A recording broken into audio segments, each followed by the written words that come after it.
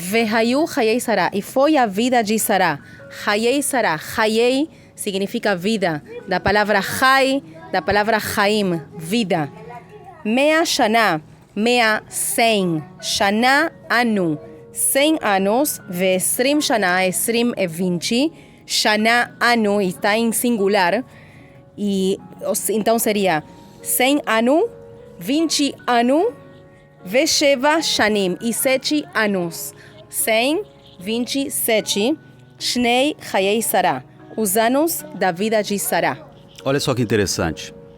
Você acabou de ler Hayei Sará e depois, no próximo, na sequência, diz que Abraão veio lamentar e chorar por ela.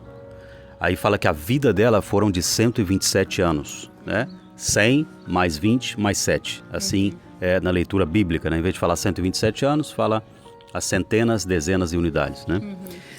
E fala da morte dela. Aqui está falando da morte, mas com uma palavra muito melhor. Uma palavra que ressalta a vida. Ao invés de falar a morte de Sara, diz a vida de Sara. E aqui nos faz lembrar a importância de Sara, que é a nossa matriarca, a matriarca de todo Am Israel, de todo o povo de Israel. E aqui ela começa em toda a porção, até o final, fala no começo da porção, a vida de Sara, e depois no final também relata o falecimento de Avraham Avinu, nosso patriarca Avraham, e de Ismael, um dos filhos de Avraham. Então, na continuação está escrito Vatamat Sara Bekiriat Arba e Hebron Be'eretz Canaan. Então, Sara morreu neste lugar, né, chamado Kiriat Arba, que é Hebron, e esse lugar existe até o dia de hoje. Está ubicado, como se diz? Localizado na chamada Cisjordânia, né? E que é na parte sul da Cisjordânia, na Judeia. E também tem o lugar chamado Kiriat Arba, realmente tem uma cidade chamada Kiriat Arba. Então, no dia de hoje existe Kiriat Arba, Hebron, esses lugares existem até o dia de hoje. E este lugar que depois, na continuação, está escrito aqui, que é Me'arat HaMachpelah. Me'ará significa caverna. Machpelah tem a ver com dobro, com leachpil. Kfulá, exatamente. É como se fosse uma caverna dupla, né? Então, esse lugar existe até o dia de hoje, né? Se pode visitar e tudo, mas é um pouquinho perigoso, né? Chegar até aí, porque ao redor está a autoridade palestina, os territórios da autoridade palestina, mas tem muitas pessoas que vão visitar. A gente não foi ainda, né? Mas Bezrat Hashem. Sim. Está em Hebron. Você quer comentar sobre a palavra Hebron também, que vem de Haverut ou Haver? Sim, então. Sim, como você falou, Hebron tem o Shoresh, que é a raiz Het, Bet, Reish. Hever, a raiz Hever.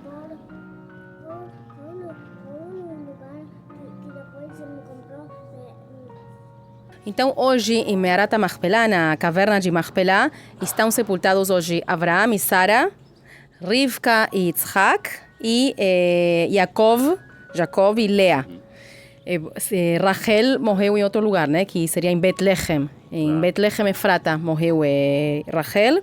Mas o resto os outros 6 estão sepultados aí. Então não é por isso que a cova de Machpelah, como você comentou, de duplicada, não seria também para que entre toda essa geração posterior a Abraão? Seguramente Abraão já pensou nisso, né? Agora, outra coisa interessante, muito interessante, é que é a primeira adquisição de terra de um hebreu, né? Do povo hebreu, do povo de Israel. É a primeira adquisição de compra, né? Porque no começo os heteus, né? Se diz Hitim, como se diz em português? Heteus. Então os heteus queriam dar para ele, né? Queriam dar de graça para ele, mas ele insistiu que ele queria comprar a terra. Eles até chamaram ele de Nasci, vamos achar aqui. Nós estamos em Bereshit, em Gênesis, capítulo 23. A Parashá começa desde o versículo 1, né? Mas eu quero achar aqui o versículo 6, eu quero ler para vocês.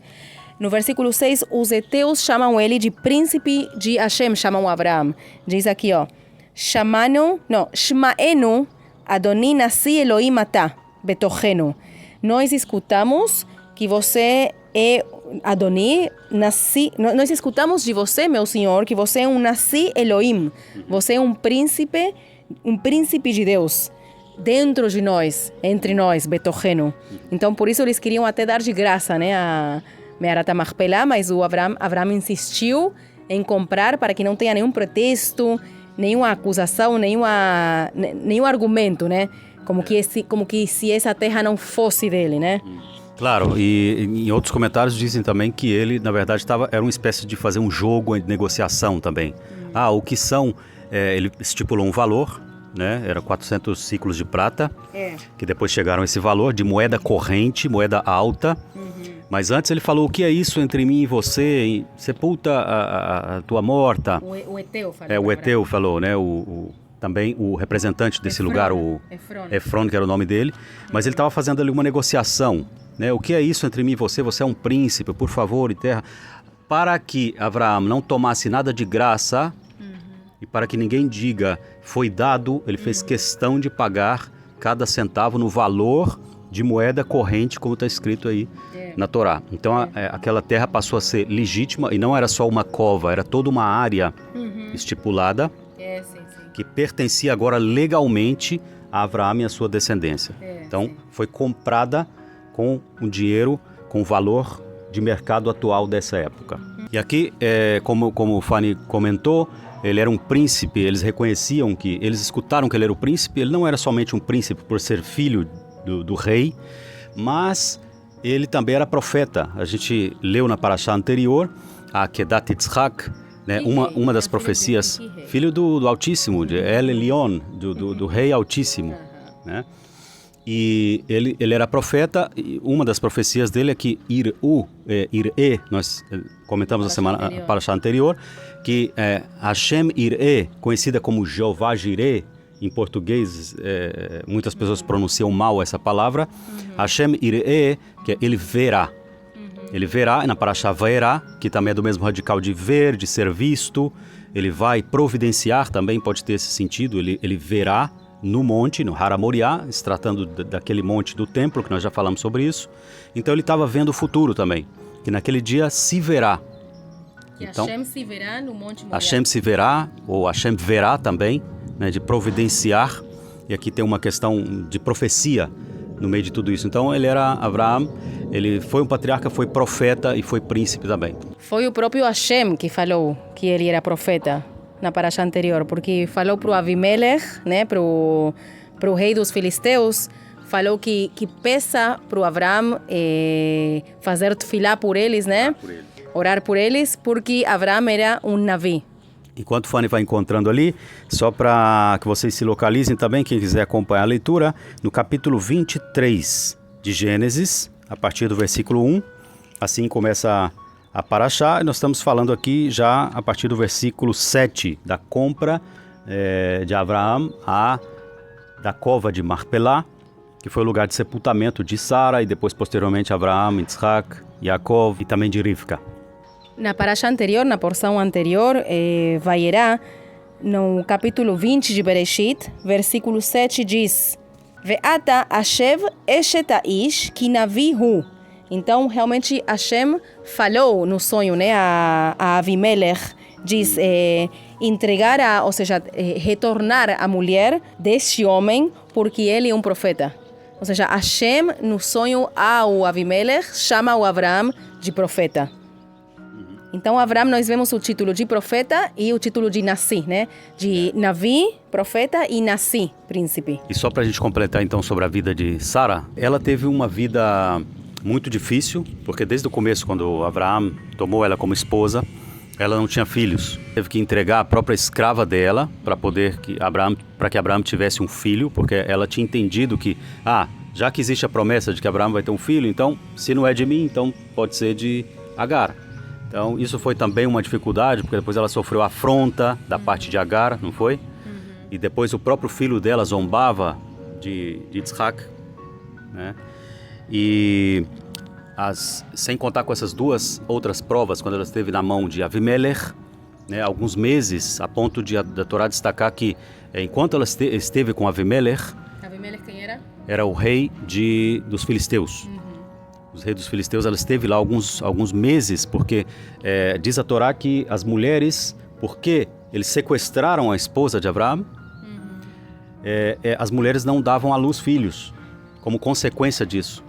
E eles não tocaram nela. E depois em Faraó também, quando o Faraó a viu e a trouxe para sua casa, ninguém tocou nela, mas também foi uma prova grande para Abraão e uma prova também, imagina, para ela foi uma prova. Então ela passou várias dificuldades, sem contar com a Akedat Yitzhak, que nós falamos também na porção anterior. A Akedat Yitzhak, quando Abraão leva o filho único, amado, para esse lugar, para entregar a Hashem seu filho. Então essa foi uma grande dificuldade, que até segundo os sábios foi a causa da morte. Somente um comentário dos sábios, segundo a tradição, e é uma das opiniões também, de que essa foi uma das causas da sua morte. Ao saber que Abraão ia levar o seu filho único, ela teve uma morte súbita. Então a parasha continua, né, com a procura de esposa, né, para Yitzhak. Então quem vai procurar é como se diz, mordomo, né? O Eved. Mordomo. Eved Abraham, né? Escravo, né? Sim, aqui diz assim. Estamos no capítulo 24, desde o versículo 1, diz no versículo 1, Ve Abraham zaken baba yamim, vadonai verach et Abraham bakol. E Abraham era zaken. Zaken significa ancião, zaken. E é interessante, né, que zakan significa barba, né? E zaken é ancião, né? Estão relacionados, barba e ancião. Então, Bayamim, que era avançado em dias, assim se diz? Avançado em dias. Vadonai berach et Abraham bakol. E Deus abençoou Abraham bakol, em tudo. Kol significa tudo. Berach vem de brachá, levarech significa bênção, que ele abençoou, ou seja, Hashem abençoou Abraham. Vayomer, no versículo 2, diz: Vayomer Abraham el avdo, zkan beito, amoshel bechol asher lo. Né? Olha tudo o que está escrito sobre este Eved. Diz: avdo, zkan beito, amoshel bechol asher lo. São três coisas, né? Primeiro, avdo, ou seja, o seu servo dele. Avdo, vamos falar sobre essa palavra também. Avdo vem seria a palavra Eved. O radical de Eved é Ain, Bet e Dalet, que significa ou servo ou trabalhador, né? La avod significa trabalhar, avodá significa trabalho, né? Serviço, né?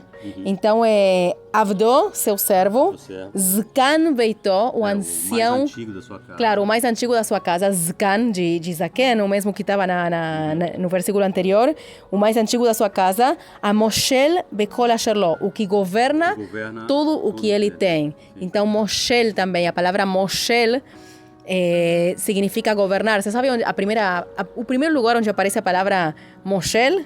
É em Bereshit, no começo, no relato da criação, no relato de Adão e Havá, a consequência que Havá teve, né, pela desobediência a Hashem, veio o Imshal, claro, veio o Imshalbach. Hashem diz a Havá que Adão, que seu marido, vai governar sobre ela. Eu não sei como está em português, não sei que tradução tem. Tem traduções que diz dominará, né? Mas, na verdade, a palavra é memshal, limshol, governar, claro. Não é dominar, não é a mesma palavra, ou seja, governar. Não tem a ver com autoritarismo, né? Mas, enfim, esse é outro assunto longo. Mas, então, todas essas coisas falam sobre este servo. Quem era este servo? Qual é o nome? Eliezer.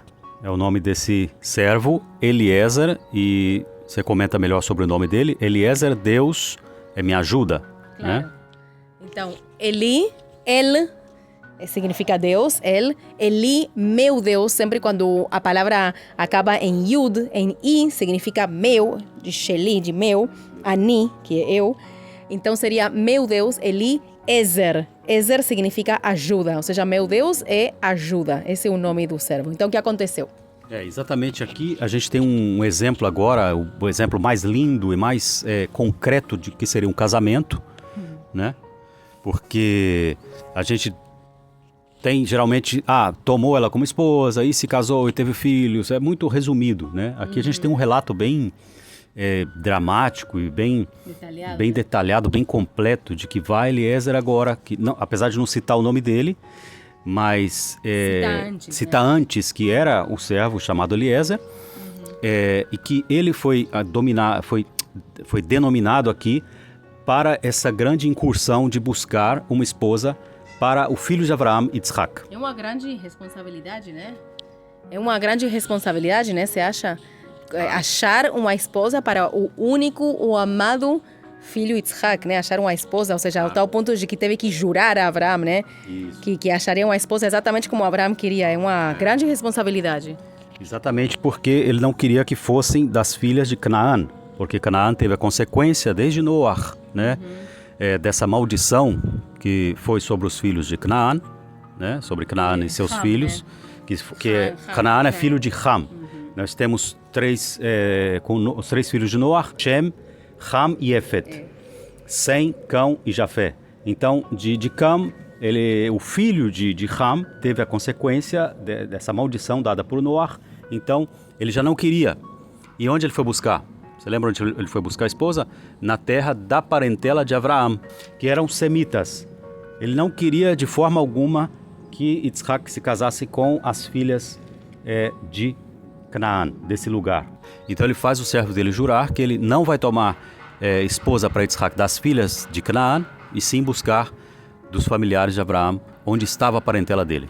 E vamos pular já para a última parte do relato de amor, né? Desse encontro de amor entre Yitzhak e Rivka.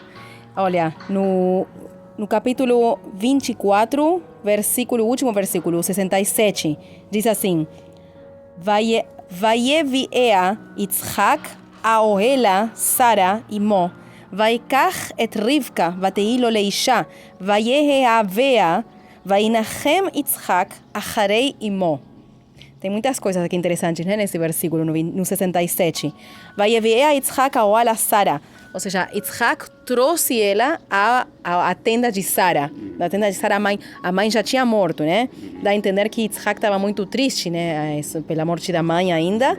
Então, trouxe a Rivka para a tenda da mãe dele. Vaikach et Rivka vatei lo leisha. E tomou a Rivka e foi sua mulher. E tomou ela como sua mulher. Vayehavea. E amou ela. Yitzhak amou a Rivka, que é uma palavra que não se usa muito, né? Nos relatos de Bereshit, nos relatos do Tanakh. Ou seja, vem da palavra ahavá. Ahavá significa amor. Vainachem Yitzhak acharei imo. Ou seja, e se consolou Yitzhak depois da sua mãe. Ou seja, dá a entender depois da morte da sua mãe, né? Se consolou. Vainachem. Inachem, você lembra que a gente viu essa palavra com Noach? Sim. Porque o nome de Noach vai Nahamenu, né? O pai dele falou que este nos consolará do mal, né? Então é Inahamenu, aí está escrito também, vai Nahem, ou seja, se consolou Yitzhak pela morte da mãe com a Rivka. Então amou a Rivka e ele achou consolo pela morte da mãe. São duas coisas muito grandes, né? Sim. Então, vocês estão vendo que as palavras vão voltando, né? A gente vê uma palavra em Bereshit, depois vem uma palavra em Lech Lecha, em Vaerá, em todas as parashot, a gente traz as palavras de volta e traz uma conexão também aqui. Se ela aparece aqui, a gente vai buscar ela em outro verso para tentar conectar as palavras e entender melhor o seu significado. Mas é interessante que fala que ele tomou ela como esposa e a amou, né? Então é uma pergunta interessante. Casar e amar ou amar e depois casar? Isso é uma pergunta também, né? Porque o amor é uma coisa que acontece e ele se fortalece ao longo do tempo, depois do casamento. A gente pode gostar, se apaixonar, ter simpatia, ter conexão, ter coisas em comum, mas o amor aqui, está escrito que ele gostou dela, ou amou, a amou depois. Primeiro ele tomou e foi a vida deles repleta de amor, uma vida muito boa e prazerosa e feliz. Sim. Até o ponto que acho que na paraxá seguinte, eu acho que aparece quando eles estavam em Egito, né, que também pegaram a Rivka porque ela era muito bonita. Aí diz que depois viram o Yitzhak e a Rivka metzachkim, né? Que depois a gente vai falar sobre isso quando apareça. Mas tinha uma brincadeira entre eles, né? Então o relato, a relação entre Yitzhak e Rivka é muito especial, né? Dentro do Tanakh. É muito especial, é um casamento, um casal muito especial, Yitzhak e Rivka. E também não esquecemos de falar da prova que Eliezer fez, porque ele não sabia. Porque Abraão o fez jurar que ele não tomaria as filhas dali, mas sim ia buscar a filha, ia buscar uma esposa para Yitzhak lá na parentela de Abraão, certo? E ele não sabia, ele falou, mas e se ela não quiser vir? Se ela não quiser vir, você está livre desse juramento. Então ele fez uma prova, e a prova é muito interessante. A prova foi justamente conectada com água e com o ato de servir. Ele falou, se eu perguntar para uma das moças, você me concede água? E ela disser, eu vou te dar água, mas também darei água para os seus camelos, essa será a mulher do filho do meu senhor. Então foi uma prova muito inteligente, né? Ele foi muito sábio em colocar essa prova, porque ele realmente encontrou para Yitzhak uma esposa que estava pronta a servir. Ele era muito servil. Essa foi uma característica de bondade que ele encontrou nessa moça. Agora estamos no capítulo 25 e agora no versículo 7 também fala agora sobre Abraão, sobre a morte de Abraão, sobre quanto ele viveu. Então, Ve'ele yemei shnei chayei Abraão, esses são os dias, são os anos da vida de Abraão. Na verdade é assim, Yemei Shnei Chayei Avraham. São três palavras, né? São Yemei, Yom, dia, ou seja, os dias. Shnei, de Shanim, de Shana, anos. Chayei, de vida, ou seja, são os dias dos anos da vida de Abraão. Interessante, né? Três palavras. Asher Chai Me'at Shana Veshivim Shana Vechamesh Shanim. Que ele viveu Me'at Shana, 100 anos, Veshivim Shana, 70 anos, Vechamesh Shanim, e 5 anos, 175 anos. No versículo 8 diz, Vaikva, Vayamat Avraham, Veseiva Tová, Zaken, Vesavea, Vayeasef el Amav, e expirou, e morreu Avraham, Yamat Avraham, ou seja, a Yamat, a gente não falou também antes, Yamat é de Mavet. Mavet significa morte. Yamat Avraham, e morreu Avraham, Beseiva Tová, com boa velhice, Seiva. Seiva é uma palavra bíblica que se refere também à velhice. Seiva é cabelo branco. Então é uma expressão bíblica que se refere à velhice. Seiva Tová, uma boa velhice. Tová é bom, Tov. Zaken ve Savea, ancião e satisfeito. Olha que bênção, né? Que honra. Savea. Savea significa satisfeito. Também nós falamos essa palavra quando a gente está satisfeito de comida, por exemplo. Savano, né? Savate, lisvoa. Vayeasef el Amav, e foi, como se diz? E foi reunido com seu povo. Essa foi o final da vida de Abraão. Depois, no versículo 11, a gente continua. Capítulo 25 de Bereshit, de Gênesis, versículo 11. Vayei acharei mot Avraham, vaivarech Elohim et Yitzchak bno, vayeshev Yitzchak im be'er lachai roi. Vaivarech Elohim et Yitzchak bno, que abençoou a seu filho Yitzchak. Daí fala depois que Yitzchak habitou perto do be'er, da fonte de água, lachai roi. Que essa é aquela fonte de água onde Agar foi. Você lembra quando Agar foi expulsa por Sara, que ela fugiu do rosto da sua senhora, da Sara, então ela foi para esse lugar e ela que deu esse nome, Lachai Roi, o poço do vivente que me vê. É muito interessante, né, que no Tanakh, ao longo do Tanakh, principalmente de Bereshit, em todos os relatos, sempre tem alguma conexão com um be'er, né? Com algum poço, com alguma fonte de água. Sempre tem algo importante, né? Sim. Por exemplo, isto com Agar e com Yitzhak, ou, por exemplo, as mulheres, né? Onde foram achadas as mulheres, a Rivka na fonte de água, a Rachel também no Be'er, Be'er-Sheva também, esse juramento que aparece também na parashá anterior, né? O juramento que fez Avraham com Avimelech, né?